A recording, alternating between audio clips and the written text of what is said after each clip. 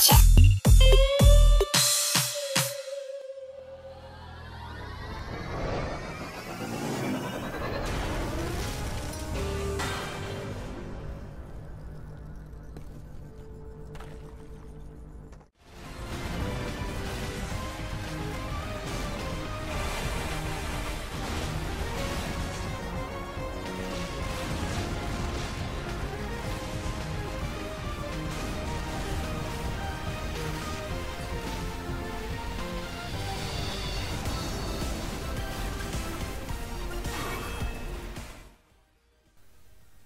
After spending last weekend playing that hard as balls puzzle of binaries, I was set the task to don my difficult indie review game hat yet again, to jump into the underground world of Rive and all it has to throw at me. It's a game that takes no prisoners, and when it does, the prison gets thrown away with you. The game started off giving me some hardcore Velocity 2X vibes. The ability to fly your vehicle along with including some platform mechanics instantly gave me some nostalgic feelings towards Future Lab's masterpiece.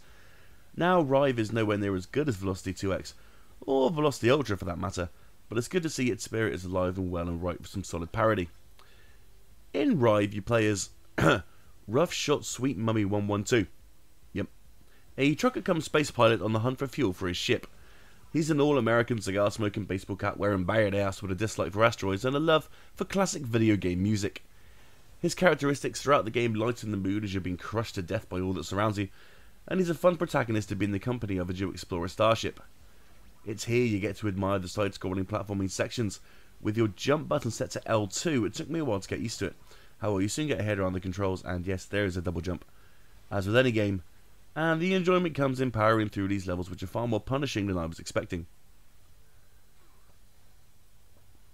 In terms of gameplay, the movement is smooth, the ship is light and moves at a steady pace, allowing for solid maneuvers up and around the enemies when needed. The double jump is handy for jumping over enemies to allow for an alternative attack point, particularly in later levels when you're heartily punished for not learning anything during your initial playthrough. At least I was, anyway. To make it all slightly easier on you, you can upgrade your ship. Each level has an upgrade portal, and as you blast your way through areas, your enemies turn into piles of cogs which you can collect and use to purchase additional weapons, armory and the like. As the game progresses, you're going to want to upgrade as much as possible. Under the madness of the robot shmup destruction lies a funky little hacking game, which you can discover by pressing L1 or R1. The screen will go classic black and green, and you can hack your way through doors, health orbs and even enemies to bow to your every whim. It's smooth and seamless and a nice addition to the game, which I was worried was just going to be another by the numbers space shooter.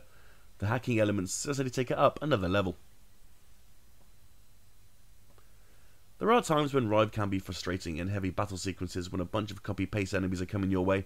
As you're blasting them one by one, it can be difficult to see your ship behind these huge explosions, which can mean you're ploughing into these pesky bastards without any idea of where you actually are.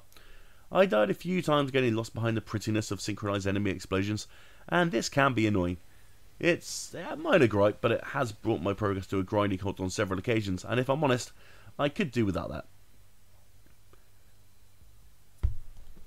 Yuck. Well, that's yuck. Good minds, you know.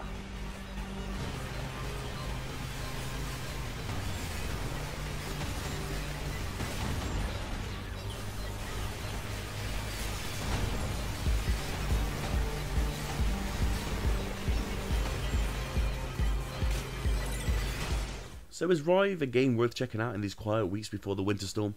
I'd say so. It's got enough humour to keep you chuckling throughout, the gameplay is tuned pretty much perfectly, and the shooting brings back happy memories of Nova 111, Velocity Ultra and 2X and the like. The game is entertaining as well as hard as all hell, but massively rewarding when you finally make it through a level. Yes, you can switch it to easy mode to power through, but why would you want to?